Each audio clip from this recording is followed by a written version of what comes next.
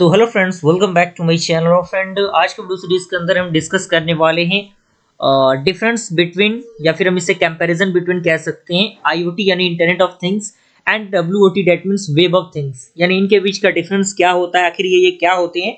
Separate हम इन चीज़ों को डिस्कस करेंगे, लेकिन उससे पहले मैं रिकमेंड करना चाहूंगा कि अगर आपने हमारे इंटरनेट ऑफ थिंग्स के प्लेलिस्ट को एक्सेस नहीं किया है तो जरूर एक्सेस कीजिएगा। प्लेलिस्ट का जो लिंक है वो आपको नीचे डिस्क्रिप्शन बॉक्स में मिल जाएगा, आप वहां से प्लेलिस्ट को एक्सेस कर सकते हैं। आइए स्टार्ट करते हैं। ओके, तो सबसे पहले यहाँ पे पॉइंट कह रहा है IoT that means Internet of Things and WOT that means Web of Things are both concepts that revolve around the interconnection of devices and system, but they are differ significantly in how devices are connected, how data is shared and the role of web। कहने का मतलब क्या है, internet of things और web of things जो होता है वो दोनों कंसेप्ट सेम होते हैं, जो रिवॉल्व करते हैं किसके अराउंड, कनेक्शन ऑफ डिवाइसेस के बीच में और कनेक्शन ऑफ सिस्टम के बीच में। और ये बताते हैं किस तरीके से डिवाइस को कनेक्ट किया जाता है, किस तरीके से डेटा को शेयर किया जाता है, और बेसिकली वेब का जो रोल है वो क्या है, वो सारी चीजें इसके अंदर होती हैं।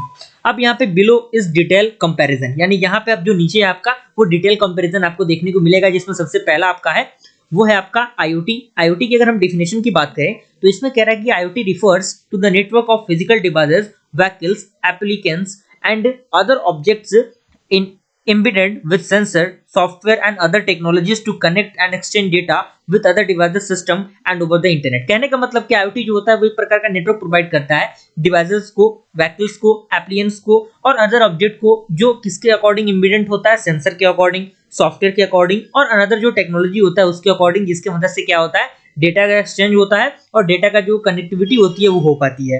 अगला पॉइंट कह रहा है कि it focuses on the communication between devices and system typically without direct human intervention, यानी ये फोकस करता है कम्युनिकेशन किसके बीच में, जो आपके डिवाइसेस होते हैं, जो सिस्टम होते हैं उनके बीच में।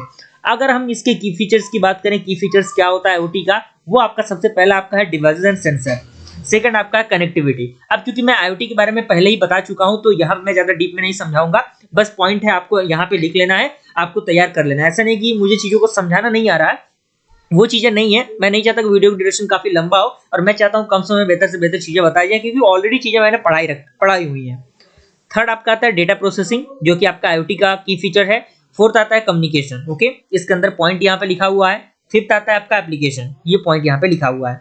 अगर हम एग्जांपल की बात करें, example of IoT use cases, तो इसमें सबसे पहला एग्जांपल आपका है स्मार्ट होम्स, यानी स्मार्ट होम्स के लिए IoT का यूज होता है। इसमें जो भी फीचर्स है यहाँ पे फीचर्स यहाँ पे लिखे गए हैं। सेकंड आपका आता है हेल्थ केयर, यानी हेल्थ केयर में भी इसका यूज होता है। और थर्ड आपका आता है इंडस्ट्रियल ऑटोमेशन, ओके, इसके अकॉर्डिंगली सारा पॉइंट यहाँ पे दिया गया है।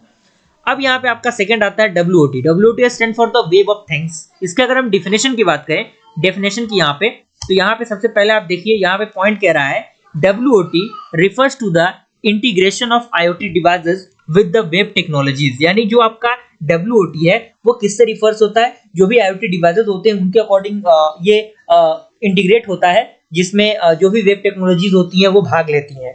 And it is a semantic approach of IoT where devices and their capabilities are described using the web standard like HTTP, RESET and WebSockets। यानी ये एक प्रकार का सिमेंटिक अप्रोच होता है IoT के लिए, जहां पे जो डिवाइसेस होते हैं और उसकी जो कैपेबिलिटीज होती हैं उनको डिस्क्राइब किया जाता है किसके मदद से, वेब स्टैंडर्ड की मदद से, जैसे आपका HTTP हो गया, RESET हो गया, WebSocket हो गया, ये सारी चीजें।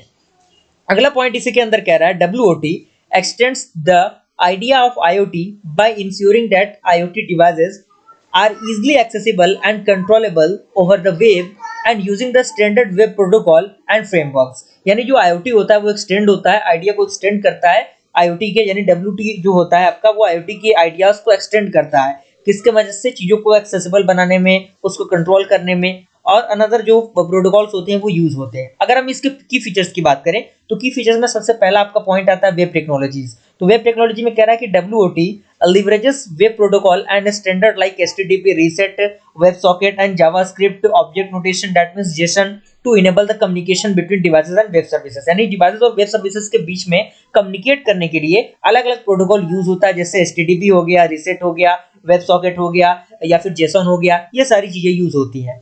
सेकंड आपका आता है इंटरऑपरेबिलिटी, ओके, इसके अंदर कह रहा है WOT enhance interoperability between the devices and platform by using the common web technologies and making it easier to integrate devices from the different manufacturers and ecosystem. यानी जो WOT होता है वो इनहेंस करता है ऑपरेटेबिलिटी को किसके बीच में, डिवाइसेस के बीच में और प्लेटफॉर्म के बीच में, जो यूज करते हैं एक कॉमन टेक्नोलॉजीज को।